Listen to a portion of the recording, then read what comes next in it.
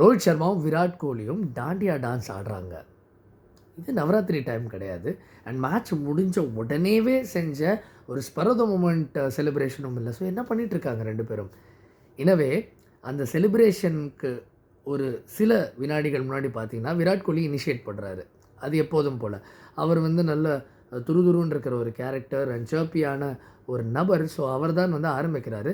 கரெக்டாக 2 ஸ்டம்போட ஒரு நபர் இருக்கார். அண்ட் விராட் வந்து ரோஹித்தை இழுத்துட்டு போக கரெக்டாக அந்த ஸ்டம்பை வாங்கிட்டு ஒரு நல்ல ஃபோட்டோ ஆப்பர்ச்சுனிட்டி இருக்குங்கிறத தெரிஞ்சுக்கிட்டு 2 பேரும் கரெக்டாக தாண்டியா விளையாடினதை பார்த்தோம். ரொம்ப ரொம்ப enjoyable moment, heart warming, camera friendly moment in many ways. ஆனால் இந்த ஒரு நிகழ்வு இந்த இருவருக்கும் இடையில் இருக்கிற ரியாக்ஷனை, இன்ஃபேக்ட் ரிலேஷன்ஷிப்பை வந்து சிக்னிஃபை பண்ணுற ஒரு விஷயம்னு சொல்லலாம். லெட்ஸ் பி ஆனஸ்ட், இந்த இருவரும் என்றைக்குமே பெஸ்ட் ஆஃப் ஃப்ரெண்ட்ஸாக இருந்தது இல்லை. அண்ட் அப்படி இருக்கணுங்கிற அவசியமும் இல்லை. எல்லோரும் மஹேலா ஜெயவர்தனே, குமார் சங்கக்காரா மாதிரி ஒரு நாள் ஒருவருக்கு ஒருவர் பார்த்து கொண்டு நல்ல ஃப்ரெண்ட்ஸ் ஆகிட்டு 2 பேரும் ரெஸ்டாரண்ட் பார்ட்னர்ஸ் ஆகணும், ஃபேமிலி ஃப்ரெண்ட்ஸ் ஆகணுங்கிற அவசியம் நிச்சயமாக இல்லை. அண்ட் இந்த 2 பேருக்கும் இருந்த ரிலேஷன்ஷிப் வெவ்வேறு பரிமாணங்களை வந்து அடைஞ்சிருக்கு. 2 பேரும் ஏறத்தாழ ஒரே டைமில் கிரிக்கெட் ஆட வந்தாங்க. 2007 வேர்ல்ட் T20 வின்னிங் சைடில் ரோஹித் சர்மா இருந்தார், விராட் கோலி அப்போ இல்லை, அப்போ டெபியூ பண்ணலை. 2011 50 ஓவர் வேர்ல்ட் கப் வெற்றியும் போது விராட் கோலி இருந்தார், Rohit Sharma just about miss out பண்ணார் அந்த டைட்டில் வின்னிங் ஸ்குவாடில். இப்போது 2 பேருக்கும் தலா 4 ICC டைட்டில்ஸ் இருக்குது. ஸோ இப்படி ஒரு கரியர் 2 பேரலல் லைன்ஸாக வந்து இன்றைக்கி சங்கமித்து நாட்டு பாடுற லெவலுக்கு வந்திருக்காங்க.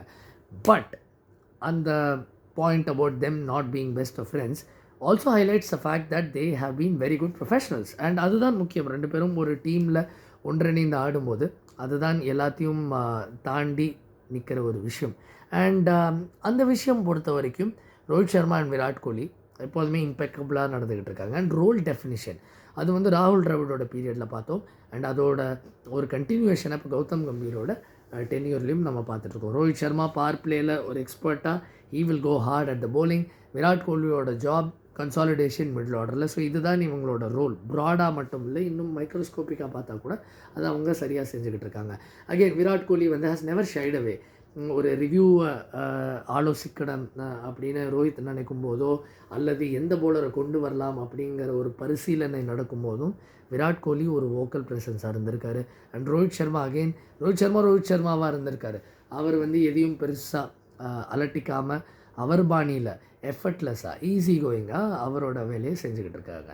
ஸோ 2 பேரும் இந்த மாதிரி பேரலாக போகும்போது எத்தனை நாள் நீடிக்கும் இந்த ரோகோ பார்ட்னர்ஷிப் அப்படிங்கிற ஒரு கேள்வி வந்திருக்கு. அண்ட் அந்த கேள்விக்கு வந்து ஒரு சரியான பதில் கிடையாது. பட் ஒரு விஷயம் என்ன சொல்ல முடியும்னா, enjoy it while it last. ஏன்னா இந்த இருவரும் அகெயின் எனக்கு ஒரு தமிழ் சினிமா ஈக்குவலன்ட் சொல்லணும்னா உல்லாசம் படம் தாங்க ஞாபகம் வருது.